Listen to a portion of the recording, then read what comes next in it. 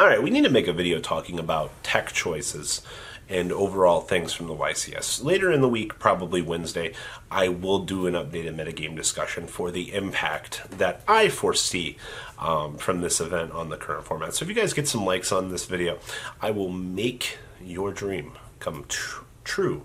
I already have something filmed for Tuesday that I want to upload, so we'll do that, and then that video will have a tie-in to Thursday, so it's going to be a long week. So let's dig into the tech choices that I found interesting from this YCS.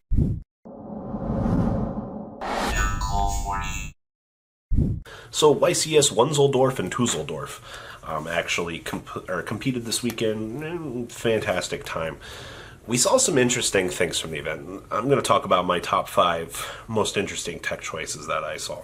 So first up is Artifact Scythe and the whole Sanctum package. Scythe really proved his worth in the current format. We kind of started to see this show up a little bit over time. The impact of being able to, obviously, you win the dice roll, you go. You draw Sanctum, you set it your opponent's turn, you shotgun it, you summon the Scythe. Now, a lot of players have stopped playing Ash Blossom, and it's kind of a strange place to be in this format, because hand traps are good, and they're bad. Obviously, Scythe is a big fat Widow Anchor target if you actually bring it out against the deck and they don't open up the Widow Anchor. You did it.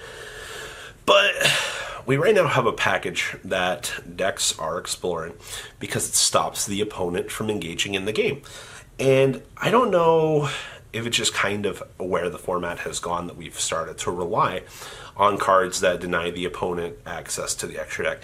I think, in a way, it is fair that we're starting to access these now, but it allows these decks that would normally be able to break a board to be paralyzed. Now, obviously, decks like the Danger deck can still put large monsters on the field, but when you can't Saruja back your resource pool, you're going to be in a shitty position. So, Scythe is the answer to Saruja at this point in time, as long as you can draw it and resolve it. So kudos, guys. I appreciate the abuse of the Artifact Engine. And by the Artifact Engine, I mean the Scythe. Everybody else doesn't matter. I guess Morale Tack does in some alternate universe, but, I mean, let's be honest, how honestly much do we see him? Next up, we have Vanitys Beam. So I think this only kind of showed up in one feature match. And I did see it in a side deck along the way. But when I saw this, I was like, you know, why is Thunder not considering this as more of an option? Because you put a Colossus on the field and a Vanitys Fiend, your opponent's not searching, and your opponent's not special summoning. That kind of seems like a win con to me. Now, I believe it was in a Sky Striker feature match that we saw Vanitys Fiend come down with a Colossus. And once again, I mean, you gotta pick the lesser of the two evils, right? Like, not being able to play the game and kind of not being able to play the game are both really fucked up scenarios that you have to decide to do. So it's kind of cool. This was just kind of one of the lesser knowns coming out of the weekend that, hey, Vanitys Fiend might be something that Tribute-esque decks want to re-explore, you know, just as an option to detour the opponent. Once again, Floodgate-esque monsters, do we just kind of forget about them? It's kind of what I'm getting out of this right now, because Vanitys Fiend was showing his ugly head for formats. Alright, he would show up, he would stop the flow of the game, and then he disappeared. And then when we needed him most, he returned. So, interesting tech choice for Thunder players and things like that. I don't know if people are just worried that it's too easy to out, because, like, you can't resolve a danger monster under it because it's not special summoning itself. So, I guess there's that. So, well, actually, I don't know what the ruling would be under that. Maybe you can just keep discarding stuff? I don't know. But, interesting to see this boy back at it again. Maybe we should bring back Vanity's Ruler too, guys. Come on now. Dual Tributes, 2019. Great time.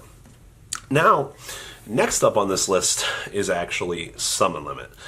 So, Subterror and True Draco both have been looking to access it. So there is a ruling on this that it only counts what it reads while it is face up on the field. Everything kind of before its time, it doesn't read. And I understand why you have to rule it like that.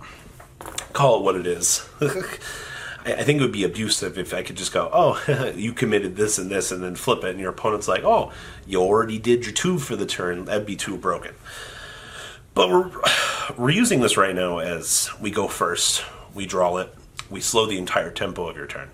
I didn't actually think there would ever be a time where Summon Limit would be, well, good, per se. But it's another floodgate that slows down the tempo of the turn. It does read the normal summon. Thank God. You guys don't understand how happy it makes me feel. See that. But this card is obviously there can only be one, is really fucking good too right now. But Summon Limit is just seeing more play at this point in time just because it's another floodgate and it's just more devastating. Like, there can only be one you can kind of play around and you can do things, I guess, for lack of a better word. You can still try to play the game. But under Summon Limit, once the condition and the hard thing has been set, you can't do anything. It's literally just like, you're done. So, I don't know if other decks, like I know Sky Striker was trying to side this for a little while. I saw some regional lists that were testing it, and they were doing pretty good. And then, obviously, Subterra, True Draco are the ones that are trying to adapt this into the core of their deck to see success with it. So, I mean, it seems like it's doing very well at the moment. So, yes, maybe consider it in Sky Striker's side deck. I know it hurts you from rotating, but come on, guys. We don't have much of a choice right now. Next up on this list is the whole Aqua Dolphin package. So, I know Warrior Toolbox is still trying to play this. And I'll be honest with you, Isolde is great. But coming into this format, everybody forgot about this package. Everybody said, screw it, I'm done with Aqua Dolphin, I'm done with Connector. And then we come into this YCS. I was hearing about, they were talking about the Orcus combo where you can rip 2 cards from your opponent's hand. And it's because of Aqua Dolphin. Now, that means that players knew about this. So, does it become were people just uneducated? Or do people just assume not to care about this and it wouldn't make a ripple in the format? Well, sure enough, Connector and Aqua Dolphin is back, baby.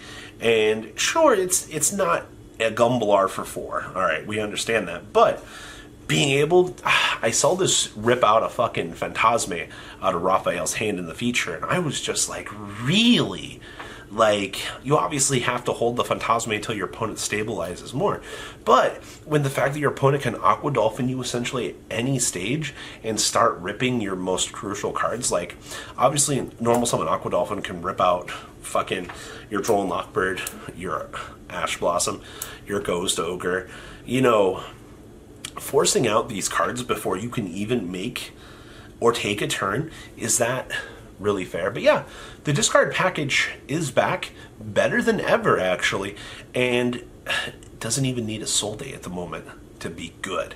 I really hate Aqua Dolphin and how we're abusing him, only because of 3 cards. Like I said, we have a very generic deck build going on at the moment, it almost seems, and it's almost cookie cutter crazy. The last interesting thing I wanted to talk about is DD Crow. Now, I need this. This keeps me sane. So, DD Crow showed up in a couple of side decks this weekend. I was like, huh. You know, unlike a hand trap, I can burn it at any time. So if my opponent starts getting cheeky, I can fire at will. I can carry away my opponent's Ray, so it makes my Sky Striker matchup a little bit easier. My opponent starts doing some shady Orca stuff, I can go ahead and set it up and remove any key piece I need. What else?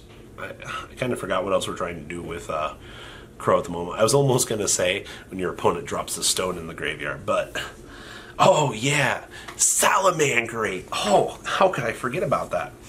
DD Crow against Salad is really good. Your opponent's got any sort of recursion in the graveyard, or if you know that your opponent's Roar and Rage is going to mess you up, you can take out either of the 2 options that is going to be more detrimental to you, and you're not going to have to deal with it. You can also, depending on how the situation's going, you can take a key piece out of their graveyard that they're going to need to kind of combo extend and not deal with it.